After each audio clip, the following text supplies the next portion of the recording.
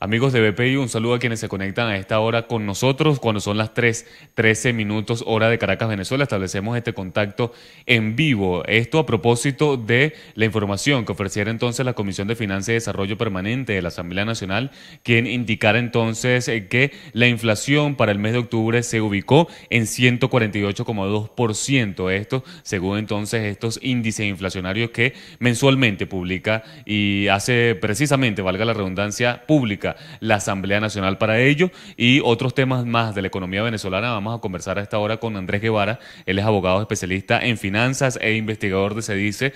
Para, de alguna forma, la Asamblea Nacional ha indicado que 148,2% es la inflación para el mes de octubre. Esto tuvo una reducción, bajó de 233, que era el mes de septiembre. Ellos indican que esto se debe quizás a un bajo consumo en el mercado. Quisiéramos conocer entonces tu opinión, si ustedes manejan de alguna forma algunos índices relativamente iguales y cuál es el porqué de esta reducción en la inflación venezolana. Sí, ante todo, buenas tardes a ti y a tu audiencia. Muchísimas gracias por la oportunidad de estar nuevamente con ustedes, pues explicando el acontecer económico de lo que sucede en Venezuela. Y en concreto, en cuanto al tema inflacionario, creo que no es sorpresa en modo alguno el ver cómo ha disminuido, si se quiere, el índice que está calculando la Asamblea Nacional. ¿Por qué? En procesos hiperinflacionarios como el que está viviendo Venezuela, no se puede mantener de manera sostenida todo, digamos, el índice mensual de precios al consumidor que se calcula. Puede pasar, como en efecto está sucediendo en el caso venezolano, que en determinados meses haya una caída del índice porque efectivamente hay menos consumo, también la base monetaria del Banco Central puede tender a disminuir, lo cual puede hablar de varias señales de alarma, ¿no? Porque de alguna manera pudiéramos estar frente a una posible, bueno, mejor dicho, a un empequeñecimiento de la economía, una contracción, ¿ok? Entonces, de alguna manera todo lo que es el circuito económico, ¿okay? El intercambio de bienes y servicios entre las personas que todavía hacen vida en Venezuela pudiera estar seriamente limitado y de alguna manera, pues sí, circunscribiéndose a mucha menor cantidad. No es ningún secreto, el tamaño de la economía ha venido decreciendo de manera importante en los últimos años y de alguna manera eso repercute también en la oferta de bienes y servicios. Entonces, ¿qué sucede? Una población que está sujeta a mayor, digamos, pauperización de su ingreso, tal vez tiene menos capacidad adquisitiva y al final del día, digamos, la oferta y la demanda están allí, pues, pendientes y se intercambian entre sí y obligan a que si tú no tienes suficiente poder adquisitivo, te das forzado a dejar fuera de tu canasta de consumo una cantidad de bienes que probablemente en otro escenario tú hubieras sido capaz de comprar. Entonces, es común que dentro de procesos hiperinflacionarios tú pues enfrentes una disminución de esta tasa que hoy día publica la Asamblea Nacional. La respuesta es sí. Como también es posible que en meses próximos se vuelva a incrementar. Lo importante es que al menos desde el punto de vista teórico y práctico, nosotros estamos todavía por encima del 50% de incremento intermensual en el costo de los bienes y servicios, o de la canasta que se está tomando como base. Con lo cual, tú todavía puedes hablar de que estás en hiperinflación. Cuando de manera sostenida, Dios mediante, nosotros logremos que estos índices que publican o se publican son menores al 50%, y bueno, lo ideal sería que fueran de un solo dígito o incluso decimales menores a 1, tú podrías estar hablando de que ya paliaste el problema inflacionario. Sin embargo, y tal vez el problema aquí de fondo, nuevamente, es que la Asamblea Nacional no es el ente, si se quiere, autorizado para divulgar este tipo de información. Quien debe hacer esto y quien tiene las competencias es el Banco Central de Venezuela. Y además la data, la métrica, la técnica y lo más importante, el personal calificado. La verdad que nosotros tenemos plena confianza en el hecho de que eso sería posible y la reflexión es hacia allá. El Parlamento de alguna manera no le compete esto, le debería competir es al Banco Central. Por eso, digamos, la importancia, y volvemos a ser enfáticos, de rescatar un principio de una banca autónoma, técnica y apolítica. Aquí el tema no es estar lanzando puntas hacia un partido u otro, sino desde el punto de vista meramente instrumental, técnico y económico, que al final del día es la preocupación fundamental de los ciudadanos, ver que efectivamente la banca central se debería encargar de esto y dejarlo al Parlamento, la defensa del Estado de Derecho, la idea de tener un gobierno limitado y evidentemente pues servir de contrapeso al Poder Ejecutivo Nacional. A veces la gente olvida esto y politiza temas que no deberían ser politizados. Forma parte tal vez de un tema ya mucho mayor, ¿no? Que es hasta donde pues tú como gobierno estás de alguna manera intentando invadir una esfera que no te compete. La política monetaria debe ser apolítica, si se quiere, debe simplemente pues circunscribirse a temas muy concretos y que no tienen nada que ver con planes de gobierno mucho más desarrollados, pues no. Ahora bien, Andrés, precisamente la Asamblea Nacional, en la voz de los diputados de esta Comisión de Desarrollo y Finanzas, ellos han dicho que precisamente esto se debe a un bajo consumo durante el mes del mes de septiembre al mes de octubre. Pero en la práctica, ¿por qué es esto? ¿Por qué ha caído este consumo del venezolano en el mercado? Hay muchas razones. Yo diría que fundamentalmente tiene que ver con la pulverización del poder adquisitivo de las personas. Cuando tú no tienes suficientes ingresos o los ingresos simplemente no te alcanzan para cubrir tus necesidades básicas, evidentemente, ¿qué es lo que sucede? Sucede un desplazamiento en tus prioridades de compra. Entonces, si tú estás pensando literalmente en sobrevivir o en subsistencia, tú no estás pensando en comprar elementos excedentarios en tu vida, lujos, confort o cualquier otra cosa que simplemente vaya más allá de las cosas elementales que tú necesitas para vivir. Entonces, la pérdida del poder adquisitivo sin duda alguna refleja cambios en los patrones de consumo. Y eso va desde la comida que tú comes, el tipo de comida que tú desarrollas, el vestido, el calzado, las necesidades básicas del día a día se ven totalmente afectadas. Además de eso, lamentablemente, digamos, hay un conjunto de políticas públicas que no están siendo bien desarrolladas y que lastimosamente conducen a la destrucción, si se quiere, del poder adquisitivo del día a día de parte de los ciudadanos. Además de eso, la pérdida del poder adquisitivo también tiene una correlación con lo que es el empresariado. Nosotros necesitamos que el gobierno genere incentivos para el crecimiento de empresas, para el respeto de la propiedad, para el emprendimiento. No demonizar al empresario, sino verlo como un aliado para la construcción de, si se quiere, un discurso de desarrollo para el país. ¿Okay? Eso no está pasando. Cuando tú demonizas al sector privado y de alguna manera lo vuelves el elemento, el chivo expiatorio de todos los problemas económicos que están pasando en el país, no está generando lo constructivo. El empresario, lejos, como regla general, digamos, el empresario no es una persona que está allí para destruir, está allí para de alguna manera generar cooperación social a través del intercambio de bienes y servicios. Pero si tú constantemente atacas la propiedad, estableces una serie de controles arcaicos, si se quiere, que una y otra vez han sido implementados y una y otra vez han sido, pues, a través de la historia demostrado su inviabilidad, y tú con eso destruyes a la empresa privada, que es el verdadero motor de la economía, lamentablemente te hallas con una enorme barrera, que es que no puedes producir bienes y servicios en el país. Hay gente que está apostando al país y, digamos, de alguna manera hace todo lo posible por enfrentarse a esta adversidad. Pero si tú de alguna manera no eres capaz de enfrentarte a ello y te ves obligado a cerrar, lamentablemente pierdes fuentes de empleo, pero también pierdes fuentes de acceso a las personas a bienes y servicios. Y eso va de nuevo a que no puedes producir zapatos acá, no puedes producir pantalones acá, no puedes producir harina acá, no puedes producir una cantidad de cosas. Entonces no hay un ambiente, si se quiere, propicio para la inversión, no hay un ambiente propicio para respetar la seguridad jurídica de las empresas y lamentablemente eso pues también merma la capacidad productiva del país, la generación de capital, la generación de desarrollo. Entonces eso evidentemente incide en la forma en la cual cada uno de los ciudadanos también pues requiere ingresos. Porque entonces, ¿dónde consigo ingresos si no tengo empresa? Me veo obligado a ir al Estado. Y el Estado, lamentablemente, más allá de cualquier tema político, está siendo también ineficiente. Por eso es que nuevamente anda buscando, si se quiere, pues fuentes de financiamiento y una cantidad de elementos allí de por medio. Son complejas las situaciones, pero por allí, en líneas generales, se puede explicar la caída del consumo.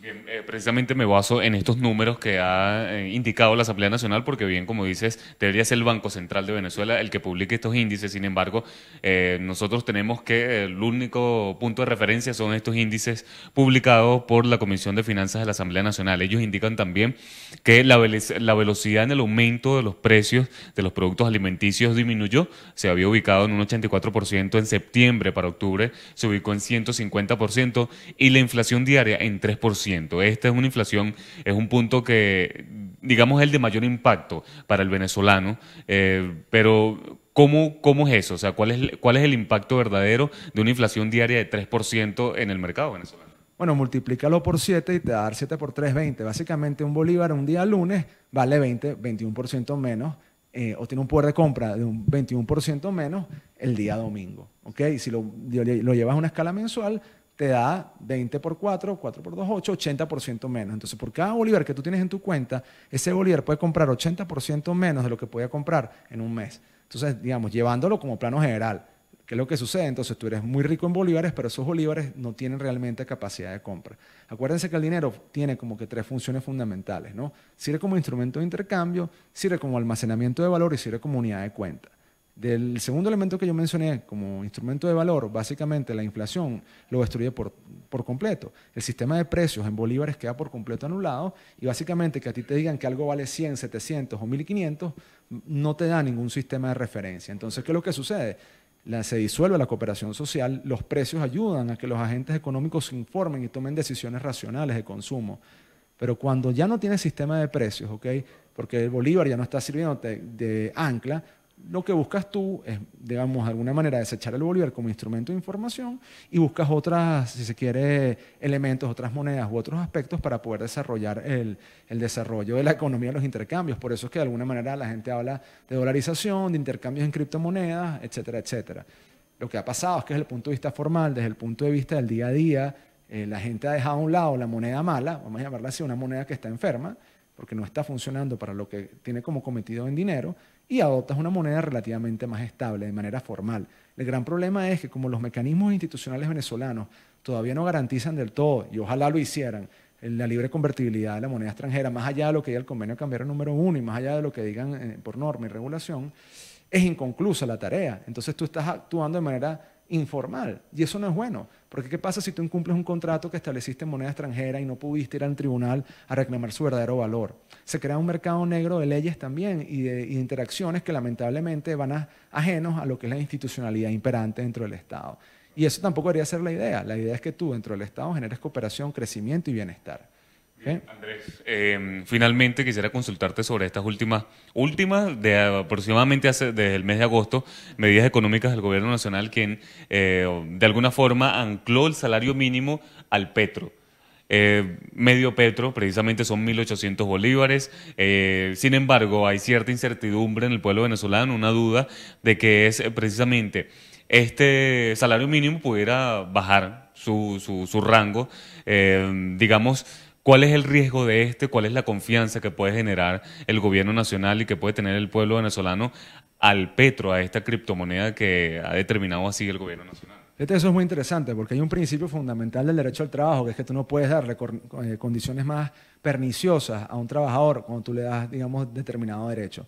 Entonces sería un contrasentido que tú, evidentemente, en función de la depreciación del precio del petróleo, pues de alguna manera tuvieras que bajarle el salario mínimo a un empleado, porque lo estás desfavoreciendo y lo estás creando algún tipo pues, de destrucción de su valor y de atesoramiento patrimonial. Entonces ya por allí habría un contrasentido. Efectivamente, si tú en puridad de concepto anclas el salario del petro a el petróleo, evidentemente el commodity varía, o puede subir, o puede bajar, o se puede mantener igual. La realidad es que el petróleo, y esto es importante aclararlo, no es que simplemente está allí y ya. O sea, el petróleo requiere un proceso productivo, por lo cual difícilmente pueda hablarse del petróleo como instrumento señero para determinar el valor de una moneda en estado natural. Debería estar acompañado de un proceso productivo previamente, que es lo que hace que el petróleo sea riqueza. Si no, no es más que un instrumento fósil allí. Ahora, más allá de eso, volviendo al tema del dinero, vale la pena preguntarse si efectivamente el petro está cumpliendo los elementos de función de dinero. Otorga valor, se puede intercambiar bienes con él, es una unidad de cuenta. Hasta ahora pareciera que el petro funge como unidad de cuenta. Queda todavía en entredicho el elemento de intercambio de valor y el atesoramiento, si se quiere, de instrumento para la información del sistema de precios. El petro, creo yo, de alguna manera es una tarea inconclusa en este momento. Para poder funcionar bien requiere una cantidad de elementos, pero tal vez el más primordial es libertad. O sea, tú necesitas un instrumento de libre convertibilidad y necesitas un instrumento que esté garantizado a través de la confianza de los actores económicos. Si eso no existe, lamentablemente, más allá de lo que el gobierno intenta, incluso partiendo de la buena fe, va a presentarse como un elemento inconcluso. Entonces son más las preguntas hoy día que las respuestas que tiene el petro, sobre todo a raíz de las numerosas regulaciones que se han anunciado, que todavía no están, las licencias que se han quitado se volvieron a dar. Hay un ir y venir en cuanto al tema del petro que de alguna manera presenta más dudas que respuestas ciertas en este momento. Hay que mantenerse cautos en cuanto al tema, porque después de todo el gobierno tiene un enorme poder, el poder coactivo del Estado, de poder de alguna manera obligar a los ciudadanos a utilizar el petro, por la vía de los hechos, ¿no? Te obliga a utilizarlo, pero para que eso pueda tener algún tipo de viabilidad y éxito, realmente necesita reformarse de forma bastante profunda y considerable. ¿Y cómo tomar precisamente esta invitación del gobierno a la gente a ahorrar incluso e invertir en lingotes de oro? ¿Cómo pretende el gobierno nacional crear esa confianza en la banca del Estado, en invertir? Si más bien, o ustedes, los expertos en área económica, más bien han dicho que el ahorrar no tiene mucho sentido en este sistema económico, sino más bien invertir todo el dinero que la gente tenga. No, nosotros nos ceñimos a las enseñanzas de los chinos hace un par de semanas. Dijeron, el camino no es este. O sea, lo decimos con toda la humildad, no es un tema de querer imponernos a través de la soberbia. El camino tiene que ser totalmente distinto. Apertura a la empresa privada, respeto al Estado de Derecho y limitación del gobierno a funciones esenciales. Incluso personas que tienen, digamos, similitud ideológica con el gobierno, porque aquí hay un patrón ideológico, no podemos olvidarlo, han hecho de manera consciente el énfasis de que el camino tiene que irse hacia otro lugar. O sea, en la medida que tú sigas con un instrumento de planificación centralizada de la vida humana, vas a estar asignado hacia el fracaso. El camino tiene que ser orientado a un instrumento enteramente distinto del sistema económico. Instrumentalizar la economía hacia la promoción de la actividad privada, creer en el mercado, en el libre mercado, ¿okay? Y que los actores económicos estén allí de alguna manera con confianza y con libertad. No hacerlo acarrea todo esto. Más planificación centralizada y todos los planes del gobierno siempre tienen, indubitablemente, inexorablemente, el gobierno siempre por detrás intentando controlar. Control, control, control, control, control. Muchas veces el control se hace inviable por la vía de los hechos, porque precisamente es que no es posible intentar controlar la acción humana.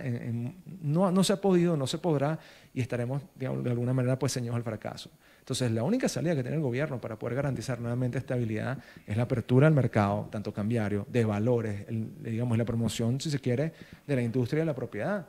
Digamos, y van a haber unos cambios magistrales. Lo bueno y lo bonito es que Venezuela tiene todo el potencial para seguir adelante. Quienes estamos y hacemos vidas en el país estamos convencidos de ello. Creemos que el país tiene absolutamente la posibilidad de salir adelante y de alguna manera los recursos necesarios para que ese cambio se pueda dar. Entonces lo importante es concientizar a los agentes que toman políticas públicas y decisiones de gobierno hacia esa dirección. Y también nuestro trabajo como investigadores y académicos al final del día, ¿no?